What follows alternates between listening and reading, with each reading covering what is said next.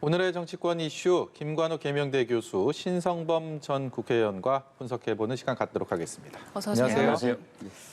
먼저 앞서서도 보셨지만요. 국민의힘 윤희숙 의원 부친의 세종시 땅 매입 관련된 이 논란이 커지고 있습니다. 윤 의원이 직접 기자회견을 했었는데요. 그 내용 다시 한번 보고 오시겠습니다. 저는 저희 아버님에게 농지법과 주민등록법 위반 의혹이 있으며 투기 의혹으로 비춰질 여지가 있다는 점을 부정하지 않고 변명하지 않습니다. 저희 아버님은 성실히 조사를 받고 그 결과에 따라 적법한 책임을 지실 것이며 저는 어떤 법적 처분이 있든 그 옆을 지킬 것입니다. 내부자 정보를 이용한 투기라는 심각한 범죄를 타인에게 씌울 때는 구체적인 근거가 있어야 한다는 상식조차 내다 버린 것입니다. 평생 공작 정치나 일삼으며 입으로만 개혁을 부르짖는 정치 몰입애들의 자기 고백입니다. 그러니 저는 지금 저 자신을 공수처에 수사 의뢰하겠습니다. 공수처가 못하겠다면 합수본에 다시 의뢰하겠습니다. 저는 국회의원이라는 법적 사회적 방패를 내려놨으니 평범한 시민이 받는 수사를 받을 것입니다. 생전 처음 수사라는 것을 받으면서 보통 사람이 느끼는 그 두려움과 부끄러움을 스스로 헤쳐가겠습니다. 이게 기득권 없이 국민 눈높이를 지키는 제 정치입니다. 저희 집도 압수수색하십시오. 저희 부모님도 흔쾌히 부모님 댁 압수수색에 동의하실 겁니다. 단 철저한 조사 끝에 어떤 혐의도 발견하지 못하면 낄낄거리며 거짓 음해를 작당한 여당 의원들 모두 의원직 사퇴하십시오. 제가 무혐의로 판결나면 이재명 후보 당신도 사퇴하고 정치를 떠나십시오. 제 자신을 벌거벗겨서 조사받겠습니다. 그러니 저한테 죄가 없으면 부디 사악한 음모와 날조된 거짓 선동으로 남을 음해하고 대한민국을 좀먹으며 숭승장구해온 저들을 정치판에서 몰아내 주십시오.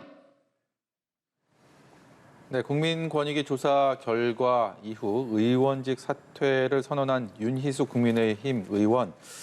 예상치 못한 전개가 이어지고 있는 것 같습니다. 국민의힘 입장에서도 좀 잠재적 리스크로 이렇게 불거지는 상황인데요. 기자회견 어떻게 보셨는지 궁금합니다. 오늘 기자회견은 굉장히 격앙되어 있는 감정적이고 사실상 각종 의혹을 다 해명하겠다라고 얘기를 했는데 그런 것보다는 이제 자기 주장들을 다시 반복했다라고 얘기가 될 수 있겠고요. 한 가지 이제 조금 달라진 부분은 그겁니다. 농지법과 주민등록법에 대한 어떤 저촉 문제, 이거는 있을 수 있겠다. 그런 의혹은 좀 인정할 수 있겠다는 그 부분까지는 온 것 같아요. 예. 처음 기자회견에서는 권익위 조사 결과를 뭐라고 그랬냐면 우스꽝스러운 조사 결과다라고 거의 부정을 했다시피 했습니다. 그럼에도 불구하고 이제 사퇴를 했기 때문에 예. 그 안에서의 모순이 있는 거죠.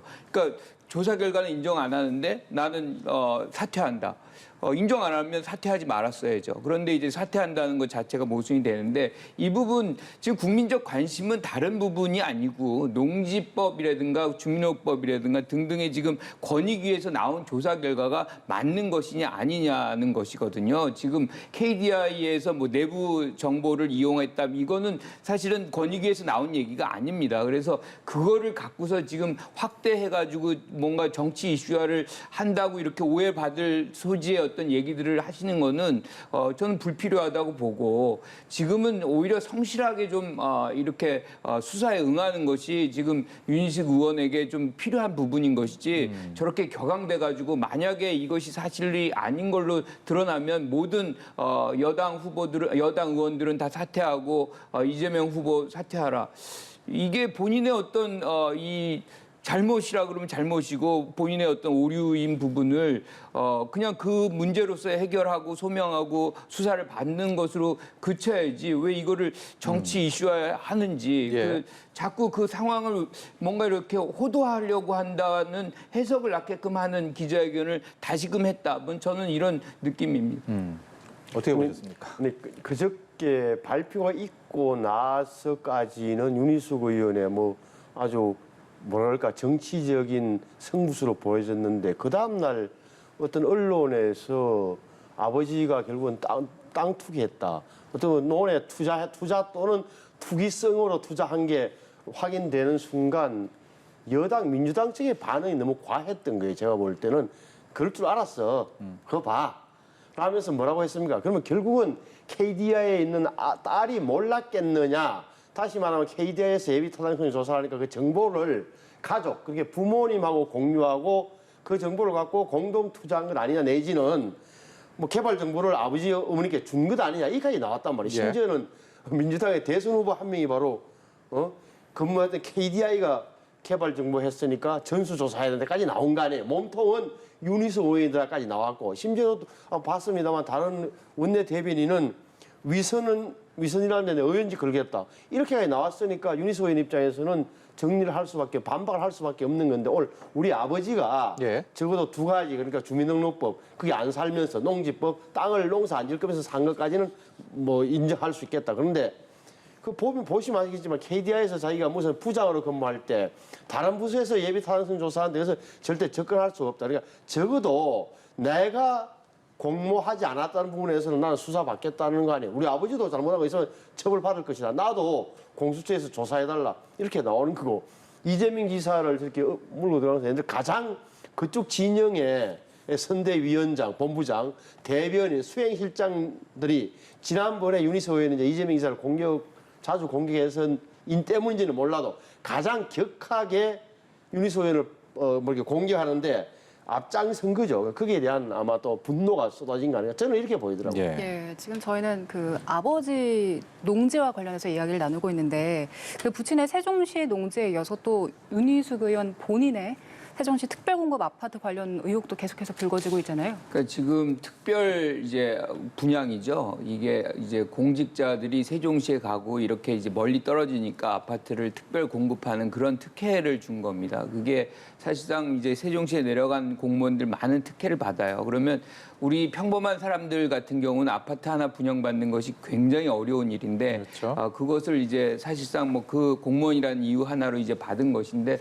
그 부분은 거의 이미 이제 KDI에 근무할 때 있었는데 우리가 잘 아는 저는 뭐 임차인입니다. 그때도 그걸 갖고 있었던 상황인 것 같은데 그런 어떤 상황에서 이거를 또 팔고 이게 차액이 한 2억 3천 뭐 이 정도 났다는 거예요. 그건 우리가 이제 정상적으로 보면 이게 작은 돈이 아닙니다. 그래서 그런 어떤 이 특별한 공급을 통해서 얻은 이득이라는 것이 분명히 존재하는 것이 본인이 얘기했던 어떤 임차인의 그런 부분과 괴리가 발생되면서 사실은 많은 사람들을 좀 놀라게 했다. 뭐 이렇게 얘기할 수 있는 것이고 예. 그 부분에 대해서는 여태까지 얘기를 안 했었잖아요. 그런데 이제 이것이 또 드러나니까 이 뭐 야당에서도 굉장히 곤혹스러울 것이고 본인도 그 부분에 대해서는 좀 해명을 해야 되는 것 아닌가 그런 생각이 좀 들죠.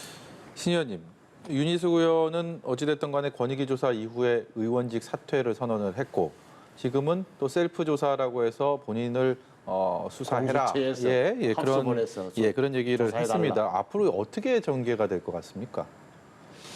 그러니까 우선 앞서 말씀드린 저 세종시 특별공급 문제는 KDI가 내려가니까 그 구성원이었던 윤희숙 박사가 내려가서 아파트를 받았던 거고 그 중간에 국회의원이 됐으니까 그 세종 아파트를 전세를 주고 서울 올라와서 세초구 근처에서 새를 살았겠죠. 그러다가 이제 나는 임차인입니다 연설로 떴는데 알고 보니까 윤희숙 의원이 임차인뿐만 아니라 세종에 전세 준 임대인이네 이래 된 거고 그러다 보니까 화들짝 놀라고 팔았는데 시세 차익이 2억 얼마 생겼다 이런 취지라는 거고 예. 앞으로 어떻게 되느냐 이거는 저는 사실은 이 의혹 제기는 충분히 할 수 있다. 당신이 그렇게 임차인입니다라는 연설로 전국적인 지명도를 높이고 이 정부의 부동산 정책을 공격하는데 선봉장이었지만 당신 역시 당신 아버지를 볼 때 또 그렇게 시세 차익을 얻은 거 볼 때 깨끗한 사람은 아니지 않느냐 이런 의문을 제기할 수 있는데 적어도 그러려면 근거가 있어야 된다. 아까 제가 말씀하셨다시피 말씀드린 바와 같이 KDI의 정보를 이용했을 가능성이 별로 없어 보이고 물론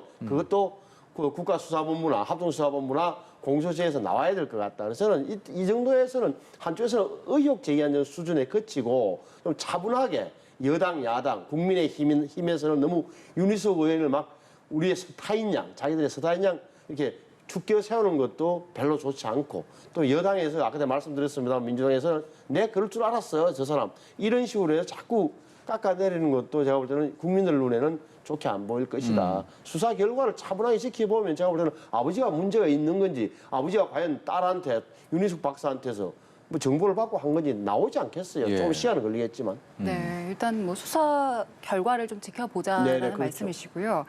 지금 그 윤 의원이 그동안 이번 정부 부동산 정책에 대해서 상당히 그러니까. 강하게 비판을 해왔기 때문에 여권에서도 이번 사건에 대해서 굉장히 공세가 강한 것 같습니다. 근데 그동안 그 야권에서는 이준석 대표는 특히 야만스러운 연좌자다 이렇게 지적을 했다가 어제는 또 태도가 조금 바뀐 것 같아요. 아무래도 처음 나왔을 때는 아마 당 차원에서 윤희숙 의원한테 물어봤겠죠. 그리고 보니까 아버지가 땅을 산 것이고 나는 땅 사는 과정에 땅 거래 과정에 전혀 관여한 게 없습니다. 투자한 것도 없습니다. 그러니까 윤희숙 의원의 말을 믿고 이준석 대표가 예를 들어서 윤희숙 의원이 사퇴하겠다 기자회견에 가서 울고 서로 이렇게 말렸던 것 뭐 상황은 짐작이 돼요. 근데 조금 좀 더 기다려봤으면 좋았을 걸 하는 좀 성급했다는 판단을 들고 바로 그 다음날 아침에 다른 언론사에서 그냥 아버지의 또 투기 소식이 투기 소식이 이미 전해진 거죠.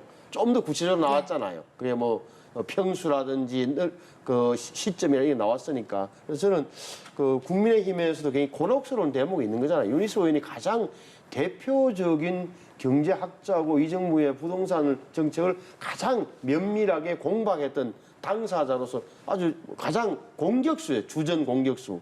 주전 공격수가 이런 혼란에 다시 한번 어떻게 보면은 저쪽에서 빌미를 제공한 저쪽에 빌미를 제공한 꼴이 됐으니까 아마 국민의힘의 지도부도 상당히 곤혹스럽고 머리가 많이 아픈 건 사실이죠. 예, 주제 좀 넘겨보겠습니다. 언론중재법 얘기를 좀 해볼 텐데요.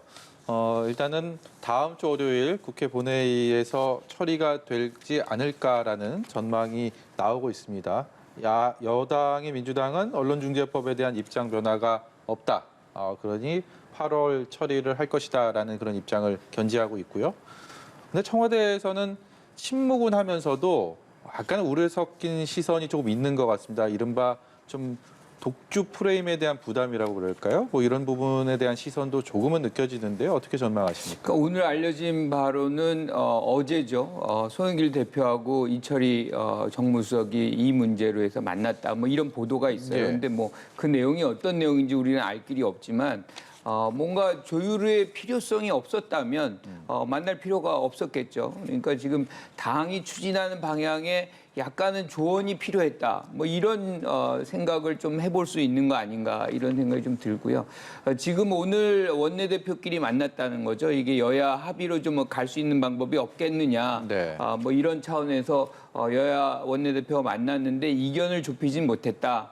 그리고 여당 원내대표는 30일에는 어떤 일이 있어도 처리를 하겠다. 뭐 이렇게 얘기를 하지만 그 사이에 여러 경로를 통해서 조율을 하는 노력은 이끌어 나가겠다라는 얘기는 하고 있습니다. 이 얘기는 뭐냐면 여당도 이거를 단독 처리하는 것이 부담이 된다는 부분을 분명히 지금 여기서 보여주고 있는 것이고 저는 이 부분은 이제 우리가 가짜 뉴스 뭐 이게 범람을 하지 않습니까? 이걸 방지해야 되는 건 하나고 하지만 또 언론의 자유를 위축시키지 말아야 되는 것 그 부분도 최소해야 되는 것도 또 하나입니다. 이것을 균형감 있게 두 개를 다 가져가야 되는 방안을 도출하는 것이 특히 여당에게 필요한 지금의 자세다라고 생각을 하는 것인데 제가 어젠가 그제에 이제 우리 법사위에서 하는 행태를 보면 굉장히 좀 우려스럽다는 생각이 들어요. 새벽 4시에 그렇죠. 회의를 이게 종료한. 이제 사실은 법사위가 갖는 권한이 지금 너무 과대하다는 생각을 다시 한번 하게끔 하는 부분인데 자꾸 수정 법체계 검토 권한 뭐 이것을 지금 아직도 갖고 있단 말이에요. 네. 이 과정 속에서 지금 여당의 일부 의원들이 명백한 고의성에서 명백한이라는 단어를 빼고 그 다음에 예외 조항의 부분도 일부 빼려고 하는 시도가 있었어요. 자, 이런 것들은 어떻게 보면 상임위의 법안의 그 어떻게 보면 기본 개념을 무력화시키거나 완전히 바뀌는 그런 효과가 나올 수도 있는 거거든요. 그래서 저는 지금 이번에서도 뭐 이 국민의힘당도 법사위에 이런 권한을 계속 유지시켜야 된다 막 주장을 했지만 지금 보면 얼마나 부작용이 많습니까? 상임위가 만들어 놓은 걸 완전히 성격을 변화시키는 이런 과정이 있다는 것을 우리가 인식한다 그러면 법사위는 이런 상황의 뭐 상황이라는 상원이죠. 상원의 어떤 역할 권한 이거 행사하는 것을 좀 막아야 되는 거 아닌가. 이거 다시 법 개정을 해서라도 상임위가 곧 본회의로 가면 됩니다. 예. 대부분의 나라들은 다 그렇게 해요. 왜 우리가 이걸 꼭 해야 되는 건지 모르겠지만 어쨌든 본론을 다시 들어가면 가장 중요한 거는 여야가 합의하고 굉장히 신중하게 처리해야 되는 부분이 있고 그런 과정 속에서 상임위가 상당히 이제 고심 끝에 여러 가지 문제들을 만들어 놓은 거예요. 이것도 다시 다듬어야 되는데 이 법사위가 더 안 좋게 만드는 부분이 충분히 있습니다. 그래서 이건 심각하게 한번 여당이 다시 고려를 해야 되는 부분이다 이렇게 생각합니다. 예. 네. 지금 그 처리 절차에 대한 우려를 제기해 주신 것처럼 민주당에서는 일단 신중론이 커지고 있는 상황이고 독소 조항들을 좀 최소화하는 수정안을 낸다고는 하는데 30일까지면 사실 시간이 지금 얼마 안 남았잖아요. 그래서 충분한 논의가 가능할까요? 그러니까 사실 쟁점 사안이 그렇게 많지는 않아요. 그러니까 고의성의 규명의 주체 그리고 징벌적인 어떤 손해배상의 이 뭐 범위 뭐 이런 것 등등의 부분이고 나머지 것들은 이미 정리된 부분들이 있습니다. 그래서 지금 30일까지라고 한다 그러면 물밑에서 여러 가지 조율을 한다 그러면 충분히 합의할 수 있는 것인데 지금 뭐 어느 정도까지 합의가 가능할지 그 예. 부분에 대해서는 좀 뭐 회의적인 부분이 좀 있죠. 예. 주말과 월요일까지 야당은 무엇을 할 수 있습니까?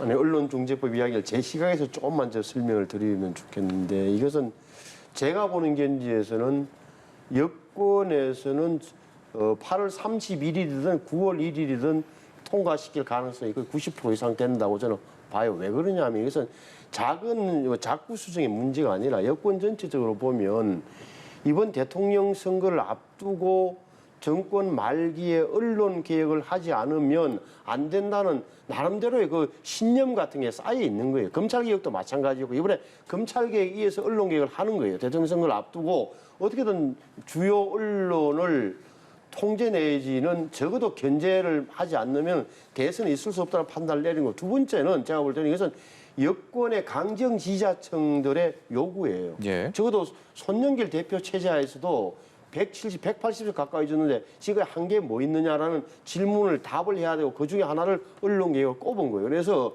지금 당내에서 의원들이 몇 명이 반대한다고 하지만 적어도 30일 날 의원총회에서 자, 이 정도로 우리가 고쳤다. 이른바 독소 조항 제거했으니 당내에서 반대하지 않았으면 좋겠다는 걸로 정리가 될 테고 그럼 31일 날 만약에 국민의힘에서 필리버스터로 가게 되면 31일, 8월 30일 밤 12시 땡 하면은 종료가 돼요. 필리버스터 종료.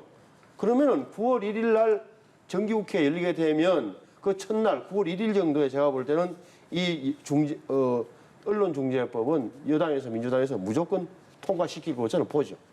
예. 지금 그동안에 야당은 굉장히 뭐 어떻게 보면 할 수 있는 게 없는 거예요. 이 저희 언론중재법에 관해서는 사실 결국은 이 지금 상황들이 대권 레이스와도 뗄래야 뗄 수가 없는 상황이지 않습니까? 당연하죠. 그러니까 오늘 당장 예를 들어서 이재명 지사가 그동안 침묵하시다가 이 정도 법안을 해줘야 된다라고 신호를 보냈어요. 페이스북에 써주셨어요. 이러면 제가 볼 때는 민주당에서 이른바 반대표라 그럴까 다른 의견 나오기 힘들 겁니다. 대권 레이스 측면에서는 어떻게 보세요? 이 여파가 어디에 어떤 식으로 미치게 될까요?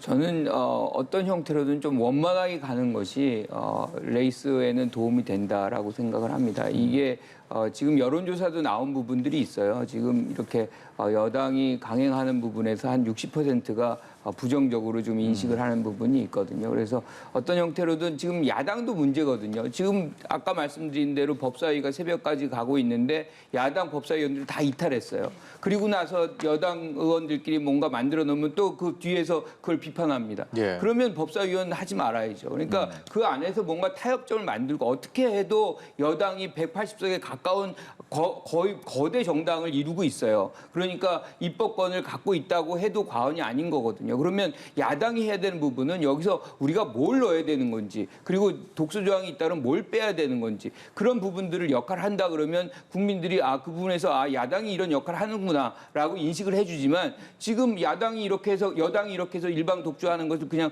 방치하고 나중에 가서 여당이 다 했다라고 비판만 한다 그러면 이 부분에 대해서 야당의 역할은 뭐냐라는 비판을 받을 때 무슨 말을 할 수 있겠습니까? 그래서 지금이라도 문제점이 있는 부분을 적극적으로 여당과 협상을 해서 수정을 하는 노력을 보여줘야죠. 예. 지금 여당에서는 전원위원회라는 카드를 꺼내 들었고요. 그리고 야당에서는 필리버스터에 대한 준비를 하고 있다라는 얘기가 들리고 있습니다. 이 각각의 고심 끝에 내놓은 전략이겠지만 결론은 말씀을 종합해 보면 정해져 있다 저는 이렇게 그렇게 보이죠. 느껴지는데요. 그러니까 말씀드렸다시피 30일 날 각 당 의원총회 할 때고 거기에서 방향이 정해지겠습니다만 아무래도 전원위원회라는 게 큰 의미가 없어요. 결국은 보여지는 형국은 그 여야 필리버스터인데 여당 의원들은 나가서 이 법이 통과돼야 되는 이유를, 야당 의원들은 나와서 통과 안 돼야 되는 이유를 설명하고 8월 30일 날 네. 밤 12시 되면 땡 하고 끝이 난답니다. 예. 과연 어떻게 또 전개가 될지 주목이 눈길이 갑니다. 오늘 말씀 여기까지 듣도록 하겠습니다. 지금까지 김관우 계명대 교수, 신성범 전 의원이었습니다. 고맙습니다.